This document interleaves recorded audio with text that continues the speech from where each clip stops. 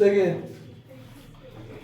29 का एक प्रश्न देखिए। अब यहाँ से आपको शुरू होता है रिवैल्यूएशन अकाउंट से संबंधित प्रश्न, यानी पुनर्मूल्यांकन खाता।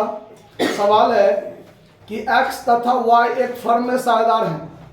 z को 1/4 भाग के लिए प्रवेश दिया गया।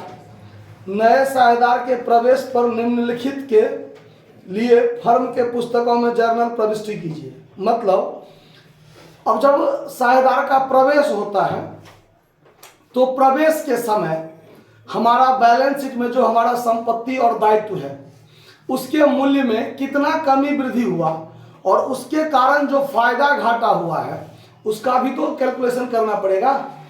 क्योंकि जब नया साझेदार प्रवेश किया तो ये हमारा फायदा घाटा जो है ये बीते हुए समय के कारण है ना, यानी हमारे बीते हुए समय में जो संपत्ति और दायित्व के मूल्य में कमी वृद्धि हुआ है उससे जो फायदा हुआ है वो पहले वाले साझेदार का है। नया साझेदार आज आया है, आज के बाद जो होगा उसमें उसका हिस्सा मिलेगा ना, आज से पहले वाले में तो उसको हिस्सा नहीं मिलेगा। तो इसीलिए उस समय में रिवैल्यूएशन अकाउंट खोला जाता है कि हमारे संपत्ति और दायित्व के मूल्य में जो हमारा वर्तमान मूल्य है और हमारा जो पुस्तकीय मूल्य है, पुस्तकीय मूल्य जो हमारा बैलेंस शीट में जो मूल्य है उसके मूल्य और अभी वर्तमान मूल्य में क्या कमी वृद्धि हुआ है, इसको देखने के लिए रिवैल्यूएशन अकाउंट बनाया जाता है। तो इसका थ्योरी हम पिछले चैप्टर में भी बताए हुए थे, वो सब अगर ध्यान होगा तो जरा समझ में आएगा। देखिए और पहला पॉइंट है अलिखित विनियोग का मूल्य 10,000, यानी ऐसा इन्वेस्टमेंट जिसका सवाल में बैलेंस शीट में कोई चर्चा नहीं था लेकिन अब उसका चर्चा करना है। तो ये संपत्ति के मूल्य में वृद्धि हुआ, संपत्ति के मूल्य में वृद्धि हुआ। तो अब इसके लिए जो हम लोग बनाएंगे journal entry in the books of the firm. देखिए तो पहला जर्नल एंट्री क्या बनेगा, यहाँ पर आप लोग फॉर्मेट में बनाइएगा। विनियोग का मूल्य अलिखित विनियोग था यानी अनरिकॉर्डेड इन्वेस्टमेंट, अब रिकॉर्डेड होगा तो संपत्ति बढ़ेगा, संपत्ति बढ़ेगा तो फायदा होगा। Unrecorded investment account DR, investment account DR to revaluation account, to revaluation account कितना रुपया 10,000। दूसरा बात है अलिखित लेनदार अनरिकॉर्डेड क्रेडिटर, तो कर्जा बढ़ा ना, बैलेंस शीट में पहले लायबिलिटी में क्रेडिटर नहीं था और अब क्रेडिटर होगा तो हमारा कर्जा बढ़ा, कर्जा बढ़ा तो क्या हुआ घाटा, कर्जा बढ़ा तो घाटा। यहां लिखेंगे revaluation account DR, revaluation account DR to unrecorded creditor, unrecorded creditors. ठीक है, कितना रुपया का है 3,000 रुपया का, तो यहां पर 3,000 का चर्चा हो गया। उसके बाद है भवन के मूल्य में वृद्धि, भवन के मूल्य में वृद्धि, तो ये क्या हुआ फायदा, फायदा हुआ ना। तो यहां पर क्या लिखेंगे building account DR, building account DR to revaluation account, to revaluation account कितना रुपया, भवन के मूल्य में कितना का वृद्धि हुआ है 12,000, तो 12,000।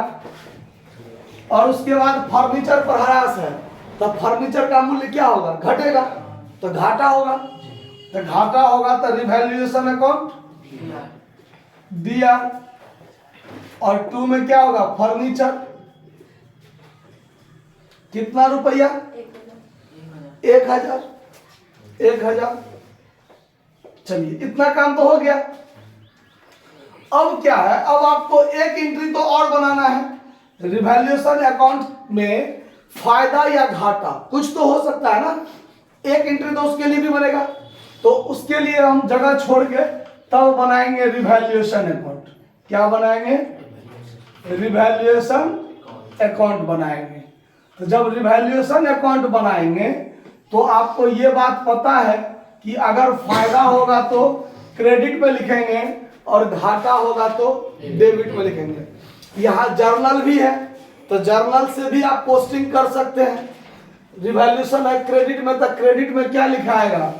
बाय अनरिकॉर्डेड इन्वेस्टमेंट लिखाएगा ना, शॉर्टकट में लिख दिए हैं 10,000। यहाँ रिवैल्यूएशन है डेबिट में, तो लिखेंगे डेबिट में क्या लिखेंगे? To unrecorded creditor, unrecorded creditors, creditors 3,000 का। यहाँ रिवैल्यूएशन है क्रेडिट में, तो क्रेडिट में क्या लिखेंगे? By building 12,000, by building 12,000। यहाँ रिवैल्यूएशन है डेबिट में, तो डेबिट में लिखेंगे टू फर्नीचर, टू फर्नीचर 1,000। आया समझ में कि कोई दिक्कत हुआ? अगर ये जर्नल नहीं भी रहता, कहता सिर्फ रिवैल्यूएशन बनाइए, तो संपत्ति के मूल्य में वृद्धि होने पर फायदा होता है, क्रेडिट में रखेंगे। डायरेक्ट इन्वेस्टमेंट नहीं था तो लिखेंगे, तब बढ़ेगा ना, तो क्रेडिट में। बिल्डिंग के मूल्य में वृद्धि हुआ तो क्रेडिट में। अनरिकॉर्डेड लायबिलिटी यानी क्रेडिटर, क्रेडिटर बढ़ा तो घाटा हुआ ना, तो डेबिट में। और फर्नीचर के मूल्य में कमी हुआ, ह्रास लगा, तो घाटा हुआ ना, डेबिट में। जर्नल था, लेजर पोस्टिंग किए, फिर भी कोई दिक्कत नहीं होना है। अब यहाँ पर हम लोग क्या करेंगे? जोड़ घटाओगे। अब क्रेडिट साइड का जोड़ हुआ 22,000, तो यहाँ भी 22,000 होना चाहिए। 3 एक 4,000 घट गया, तो यहाँ 18,000 हुआ ना। ये 18,000 क्या हुआ? फायदा। ये 18,000 क्या हुआ? फायदा। रिवैल्यूएशन अकाउंट एक नाम मात्र खाता है, ऑब्जेक्टिव में भी याद रखना है।